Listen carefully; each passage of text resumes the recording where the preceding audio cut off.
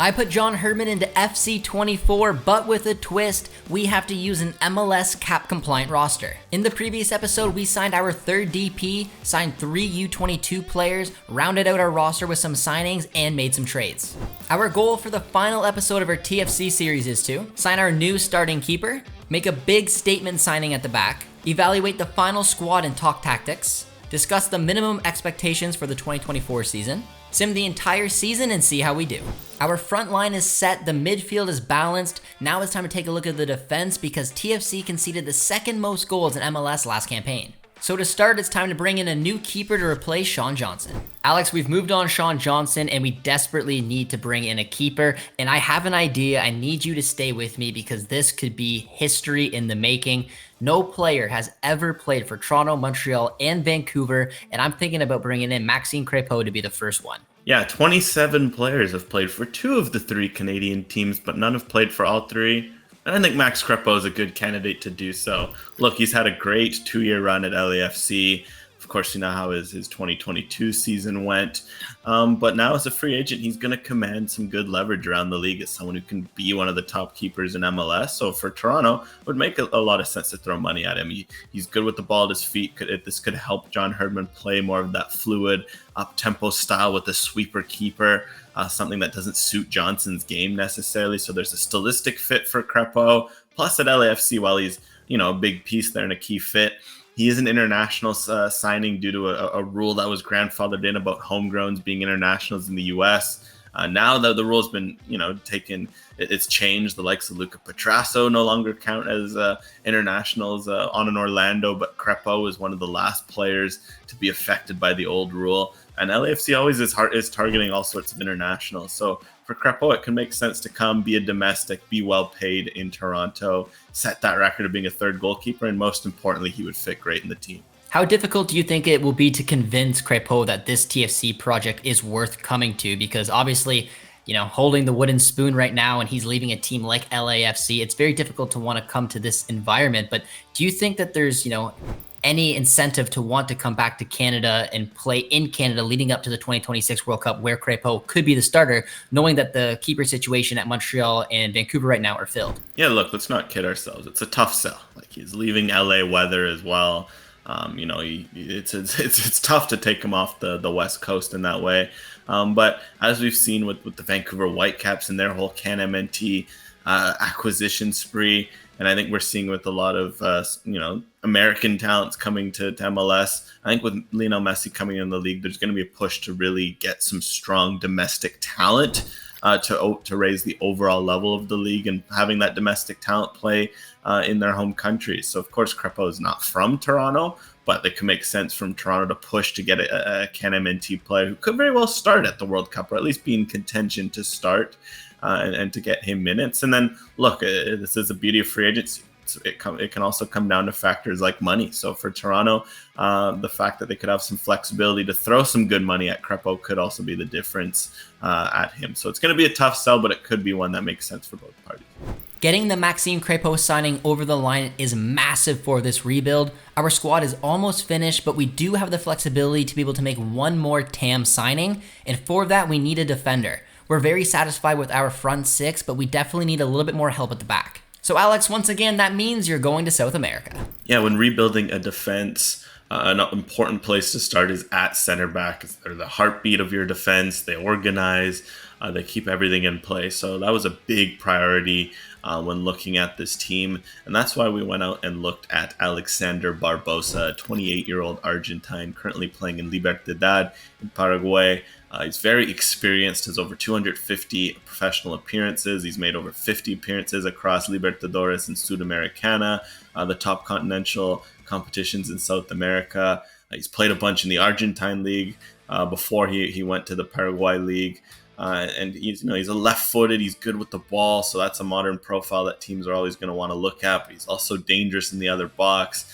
He's flexible. He's played left back before. He's hopped into midfield, so he can kind of be a fluid piece that John Herdman could lean on. And yeah, really given his leadership, but also the skill, the talent, he's valued at over $2 million and is, well regarded in South America, he can really come to TFC and be a rock, a heartbeat for John Herdman to rely upon, and be a leader as this TFC team rebuilds its defense. And I think a piece like this could be a really big coup for this back line. Barbosa is a great get and completes our core. However, we still need to finish off the rest of our back line, and given the fact that we are out of international spots, we did so by signing some Canadians.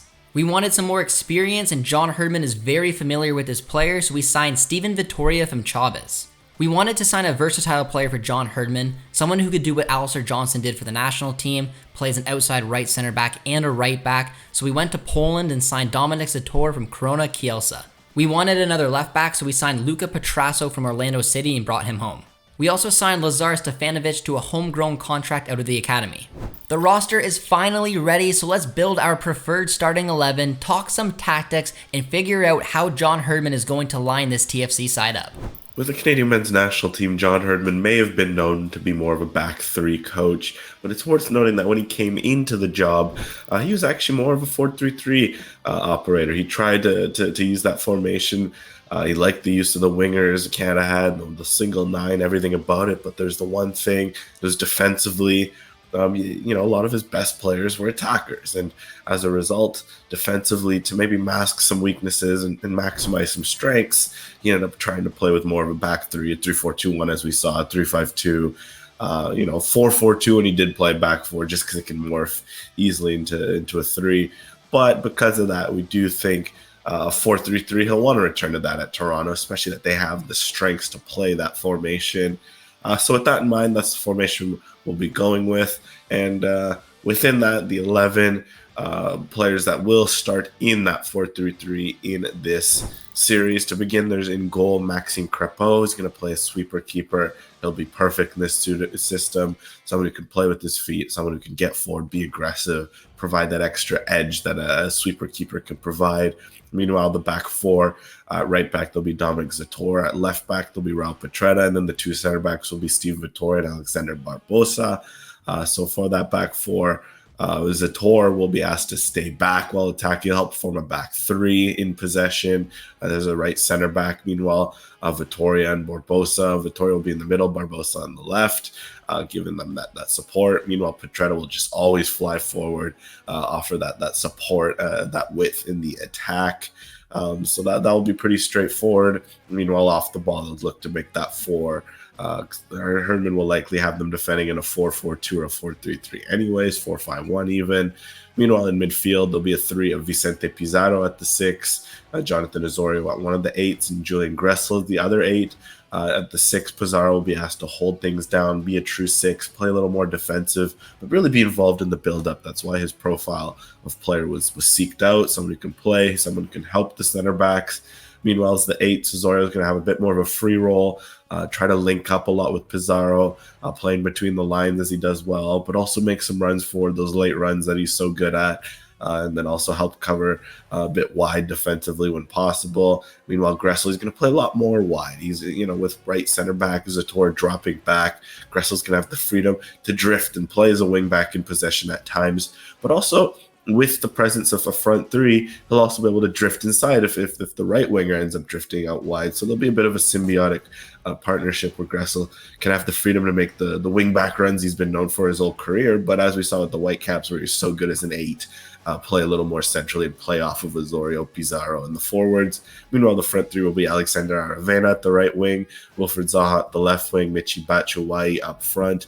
Aravena will have a pretty free role on the right, mostly be asked to cut inside and play off of Batshuayi, but he can also drift wide with Gressel, sometimes occupying those central channels. Meanwhile, on the left, Zaha, he'll cut inside a lot more as a right footer, someone who likes to play more centrally, allowing Petretta to provide that width, but he'll also have that freedom to go wide.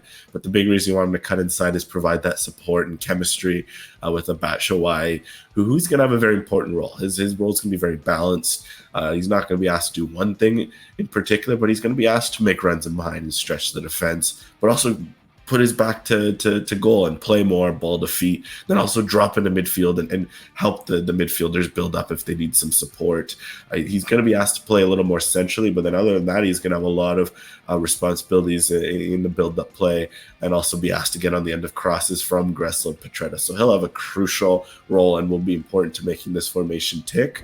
And overall, there's a lot of players that fit into specific roles in this system. So this is why we think this will be a good match between what Herdman has appeared to indicate is one of his preferred formations, and there's a lot of players who can help make this tick. Considering that TFC just won the wooden spoon, it'd be hard to imagine that this team should be able to make the playoffs in 2024. However, that's not always the case because TFC puts a ton of money into this team. They do still have star players, and now they have a star manager in John Herdman, so the expectations for this side will always be high. Well, there's only one place for them to go, and that's up. I think we shouldn't be thinking about minimum expectations for this team. I think, the expectations should be quite high for this team because, as always, Toronto FC have set themselves up in a manner that demands high expectations. They brought in a high-profile coach in John Herdman. So, it's very clear, at least from the outside, that they are serious about trying to get this right. They're going to spend again. They always spend, right? So when you have shown the ability or the willingness to spend, the expectation is that you're going to spend right. But I think in terms of if you're thinking kind of like a fan, or if you're thinking about kind of the first thing that needs to change, I think there's going to be a need for just more positivity and belief in the club, right? I think it was probably around May or June that a lot of people, a lot of players within the team just kind of kicked the can on the season and said, this is it. And so I think you're going to need to instill that kind of belief because as the season went on, it was clear, just kind of judging the tenor of the fans in the stadium and online, fans could sense that this team was not putting their best foot forward. And, we can say that they're a big club and they do have a foothold in the market, but, there's lots of other entertainment options in Toronto. And if your team, it's not just even about winning. If your team isn't, competing and putting in an effort every single night, fans are going to take their entertainment dollars elsewhere, and fans might not show up to the stadium in the way that you perhaps as a club have taken them for granted in the past. It was a good move from the club to keep season ticket prices, or keep them kind of on the same page as they are now. My understanding is that's what they've done. So that's a good step. I think that's recognizing that, there was a lot of discontent among the fan base. I think just the effort and the willingness to compete is something that we hardly saw in 2023. So in 2024, there just has to be, it's kind of an indefinable thing, but there has to be a spirit. There has to be an effort, because if there's not, I don't know how you could expect anything different, at least from a results perspective. With the season just around the corner, Alex, you and I need to take a trip down memory lane because it's been a long time coming, but we have finally finished building our TFC roster ahead of the 2024 season. So let's start off. How do you think we did, starting with the DPs? Yeah, I think the DPs, it was a tough piece of business, of course, but I think overall there was a good balance between finding some good names, some names that are, well known, because at the end of the day, Toronto FC is a high spending team, and they want to spend that money on names that fans will recognize, but also some that have value. Michy Batshuayi looks like a hungry striker. He scored everywhere he's gone. He gets a chance to be the guy. Wilfred Zaha has shown that he can be the guy and gets a new opportunity overseas. And then lastly, someone like a Julian Gressel. It's a bit of more of a, maybe not as flashy, but he's very good in MLS. He's performed at different stops. He can slot right into a midfield position where he looks great. I think those are three solid DP signings. Yeah, Michy Batshuayi is a player that I'm really excited about. I think this is a player that could do damage in Major League Soccer. He almost reminds me a little bit of when TFC brought over Josie Altidore. Had some success in Europe, had a couple good scoring seasons at clubs, and never really found his feet over a long period of time with a specific club. Now he's got the opportunity to come over to TFC, be the guy, and hopefully score a lot of goals. I'm very satisfied with the three DPs we brought in, but if I'm being honest, I think the U22 initiative could be the reason that this season goes very well for us or very poorly, and I'm pretty happy with those players as well. Yeah, those three signings are crucial. I mean, Ayo Akinola It's good to have depth strikers, especially if someone like Batshuayi can take a lot of the load. It'll put less pressure on someone like Akinola to find success.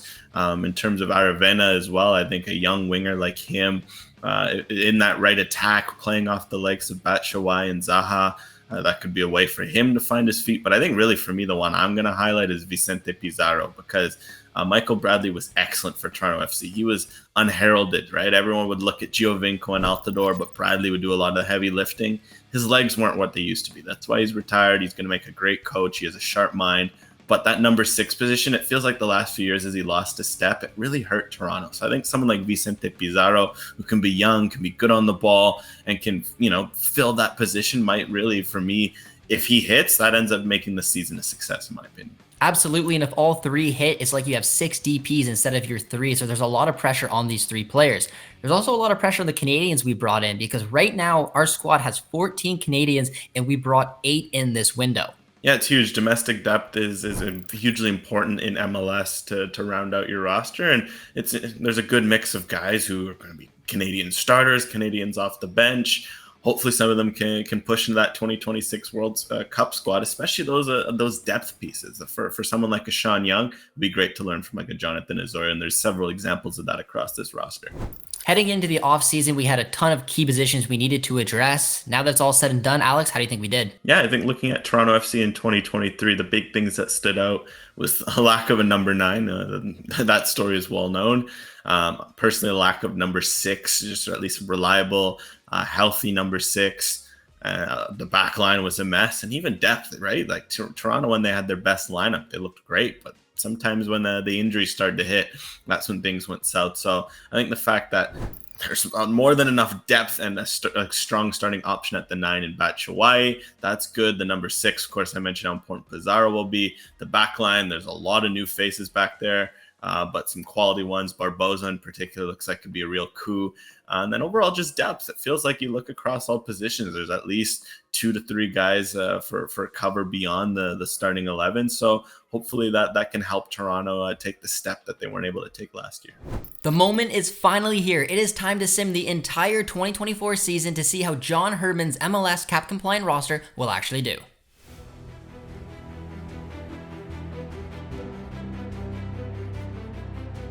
The sim is complete, and you guys will not believe it. Not only did TFC make the playoffs, they won the Supporters' Shield with the most points in the regular season. After 34 games, they had 18 wins, 10 draws, 6 losses, 64 points, and they will be going into the playoffs as the favorites. Not only did our team have a fantastic season, but our DPs delivered as well, as Wilfried Zaha, the big money signing, led the league in goals, winning the Golden Boot with 21 goals in 33 matches, and our other big DP signing, Michy Batshuayi, also put up 15 goals in 32 matches. We said at the beginning of the season, if TFC was going to accomplish anything, they needed their DPs to deliver, and I think it's fair to say they both did. Now, if we go in and check out our team stats this season, it's crazy that only 10 players on this TFC side scored goals this season. Like we mentioned, Zaha scored 21, Batshuayi scored 15, Aravena had 9, Azorio 6, Olawasi 3, Barbosa 2, Gressel 1, Marshall Ruddy 1, Blessing 1, and Vittoria 1. I think it's fair to say that our big players absolutely carried this team this season. We just took a look at the regular season standings, the Golden Boot race, and our team stats. But the season is not over. We made the playoffs, so now it's time for our quarterfinal matchup between Toronto FC and Orlando City. The match has finished, and Wilfried Zaha scored a 114th minute winner to send TFC on to the semifinals. We have Nashville in the semifinals, so let's see how we do. And we absolutely ran them over with a big 3-0 victory that is sending us to MLS Cup Final, where we will have the chance to complete the double. It's Toronto FC against FC Dallas for MLS Cup. We simmed the match, and unfortunately, we fell a little short. Zaha gave Toronto the 1-0 lead. Ferreira leveled things up. It went to extra time. Farfan scored the 116th minute winner, which means that FC Dallas win MLS Cup and we fall a little short. Our experiment is over, and I think was a very successful one. We wanted to see how TFC's cap compliant roster would do in this sim. They went on to win the Supporters' Shield and went all the way on a deep run to MLS Cup Final, where unfortunately they fell a little short to FC Dallas, but overall this was a very successful first season for John Herdman.